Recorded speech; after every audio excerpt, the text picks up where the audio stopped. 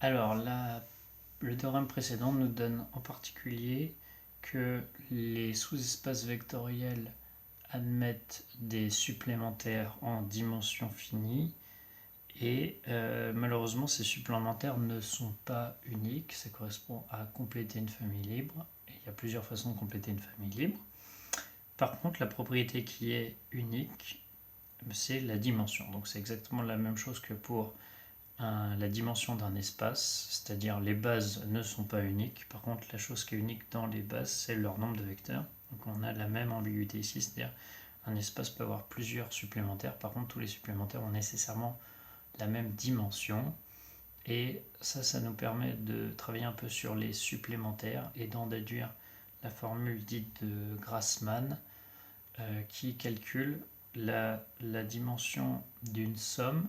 Donc ici, on n'a bien sûr pas la condition que les espaces sont en somme directe. Si c'est en position quelconque, c'est deux sous-espaces. Alors la dimension de la somme, c'est justement la somme des dimensions, mais il faut retrancher cette partie qui est la dimension de l'intersection, qui correspond à dire lorsqu'on est bien dans le cas en somme directe, cette chose-là vaut 0 et on retrouve que la dimension d'une somme directe, c'est-à-dire de deux espaces supplémentaires, c'est bien la somme des deux dimensions, mais ici donc on soustrait le terme qui ferait défaut, c'est-à-dire les vecteurs qui partent dans la même direction. Donc on va démontrer la proposition 2.5, c'est-à-dire que n'importe quel sous-espace vectoriel d'un espace de dimension finie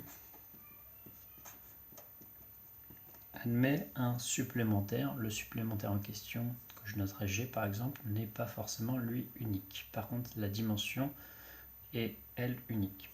Alors, qu'est-ce qu'on va avoir comme résultat? C'est que si F c'est un sous-espace d'un espace de dimension finie, alors F est de dimension finie et il admet une base.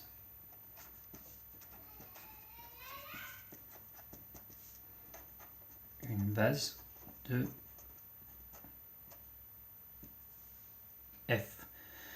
Alors ce qu'on va dire, c'est que être une base, c'est une propriété qui est libre et génératrice de F, mais justement la propriété libre ne dépend pas du contexte, c'est-à-dire BF est toujours libre.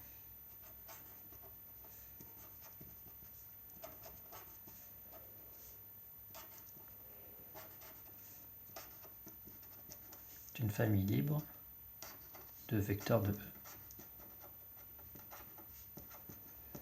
Et toute famille libre de vecteurs de E peut être complétée, étant donné que l'espace est dimension finie, en une famille génératrice. On peut compléter, d'après le théorème de la base incomplète,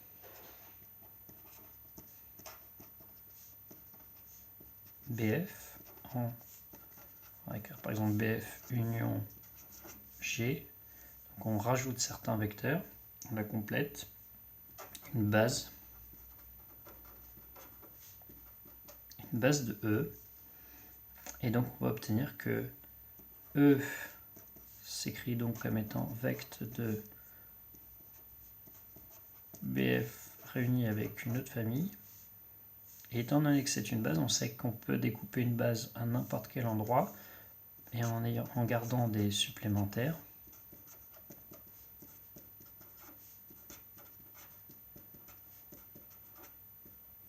Donc on obtient cette écriture-là et on a ici un premier espace qui est l'espace F.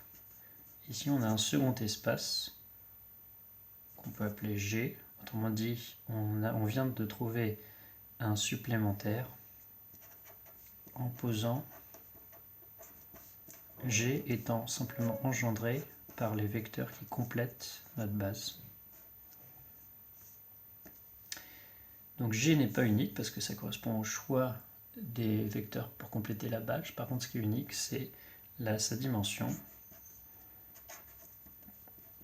Donc la dimension de E, c'est égal à la dimension de F plus la dimension de G, d'après le théorème précédent, c'est-à-dire le théorème de caractérisation des supplémentaires à l'aide également de la dimension. Donc on obtient que la dimension de E égale dimension de F plus dimension de G. Donc G n'est pas unique, mais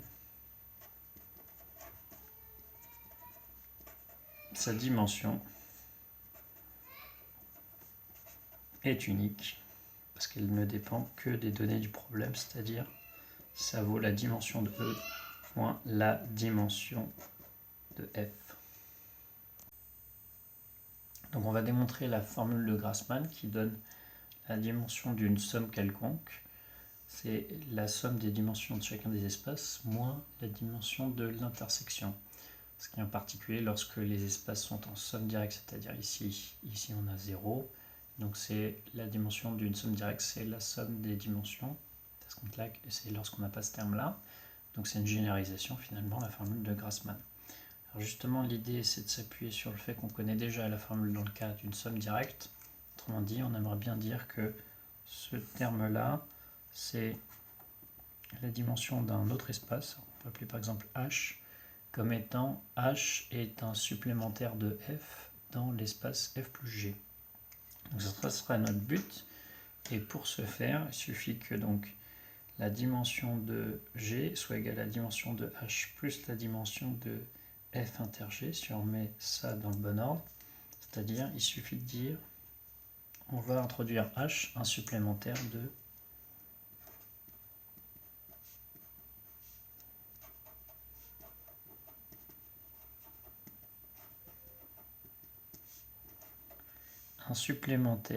de F inter G dans G.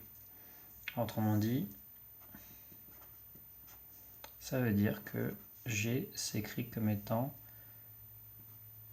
F inter G somme directe avec H. Donc ça, on sait que c'est forcément possible. Et H n'est pas du tout unique. Par contre, la chose qui est unique, c'est la dimension de H. Et on va essayer de démontrer que... Montrons que H est un supplémentaire de F dans F plus G. Autrement dit, F plus G peut s'écrire comme étant F somme directe avec H. Alors si on a cette condition-là et cette condition-là, on va voir qu'on va avoir des équations sur les dimensions. Dans ce cas, on aurait que le premier nous dit que la dimension de G, c'est la dimension de F inter G plus la dimension de H. Et l'autre équation ici nous donne que la dimension de F plus G, c'est égal à la dimension de F plus la dimension de H. Et quand on soustrait ces deux équations, on récupère bien la formule de Grassmann.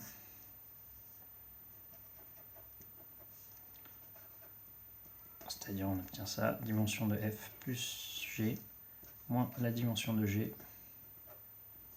Il suffit de rebasculer de l'autre côté, égale la dimension de F moins la dimension de F inter G, ce qui donne la formule de Grassmann.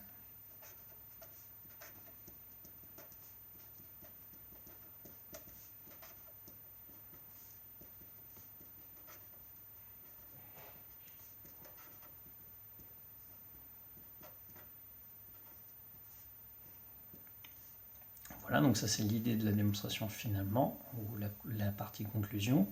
Vraiment, le but important, c'est de réussir à démontrer que si H est un supplémentaire de ce type-là, alors forcément que H est un supplémentaire dans F plus G de F. Donc pour démontrer ça, on ne va pas pouvoir utiliser la caractérisation par la dimension parce que c'est donc le but. Donc on va devoir faire tour à tour les propriétés comme étant la somme et l'intersection. Alors on va démontrer donc notre but en découpant en deux, c'est-à-dire déjà F inter H, c'est censé être inclus dans le singleton 0. Alors en fait ici on peut passer on peut rester au niveau des ensembles, à l'inverse. Donc ce qu'on a, c'est que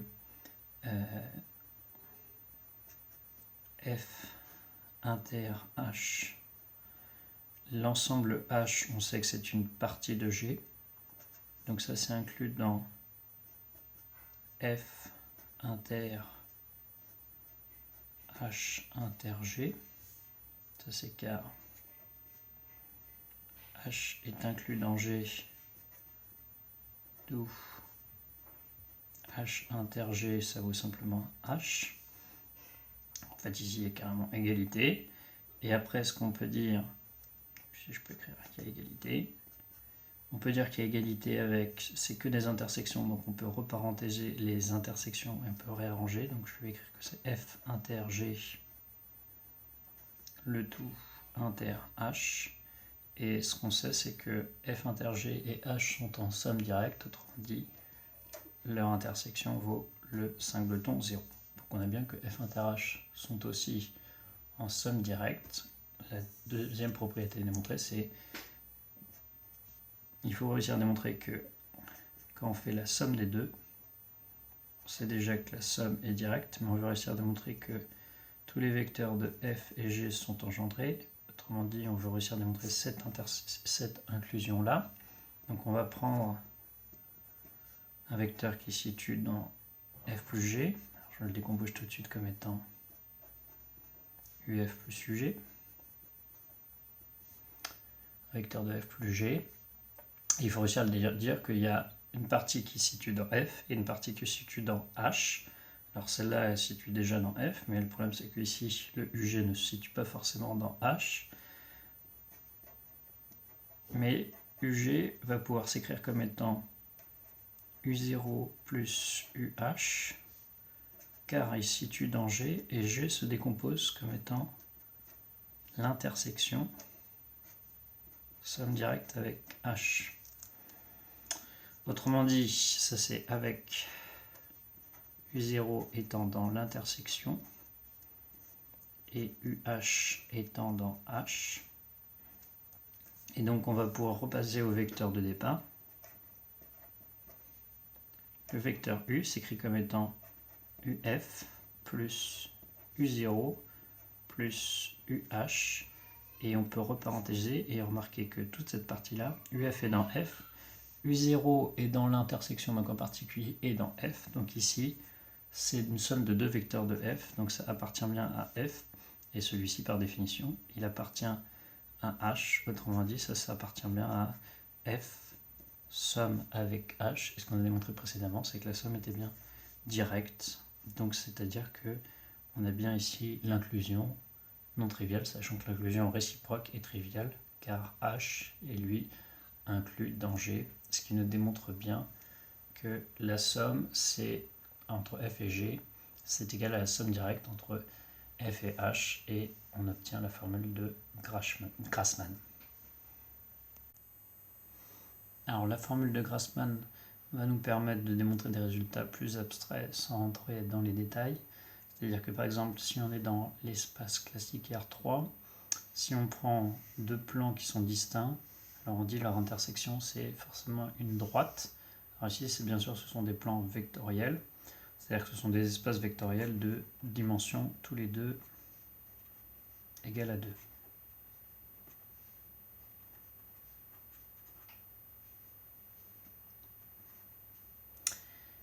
Alors pour ce faire, pour démontrer que c'est une droite, il suffit donc de démontrer que c'est un espace de dimension exactement 1. Donc on a déjà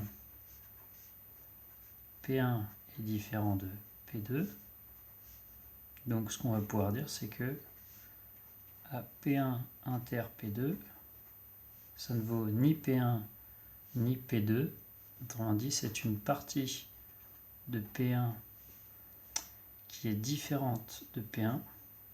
Ici, on a une inclusion stricte. Donc, la dimension de P1 inter P2 est strictement plus petite que la dimension de P1 qui vaut 2. Donc ça nous donne déjà une première inégalité, c'est-à-dire que la dimension ici vaut O plus 1, vu qu'on est strictement plus petit que 2. Et non, bien sûr, on veut égal 1. Donc maintenant, la question, c'est pourquoi c'est au moins 1. peut utiliser donc la formule de Grassmann qui dit que la dimension, on peut l'écrire dans le sens qui nous arrange, la dimension de l'intersection, c'est la somme des dimensions de P1 et de P2 moins la dimension de la somme des deux espaces. Et donc P1 plus P2, ça reste un sous-espace potentiellement total de R3. Donc lui est de dimension O plus 3, donc ça serait inférieur ou égal à 3. Et donc on obtient, vu qu'il y a un moins devant, que c'est au moins égal à 1. Alors lui ça vaut 2, le second vaut 2, et donc lui c'est moins 3. Donc c'est supérieur ou égal à moins 3. Car la dimension de P1 plus P2 est elle inférieure ou égale à 3. Et donc ce qu'on va obtenir, c'est que ici on obtient bien sûr 1, c'est-à-dire que la dimension de notre intersection vaut au moins 1 et vaut au plus 1. Conclusion, la dimension de notre intersection vaut bien exactement 1. Et P1 inter P2 est une droite vectorielle.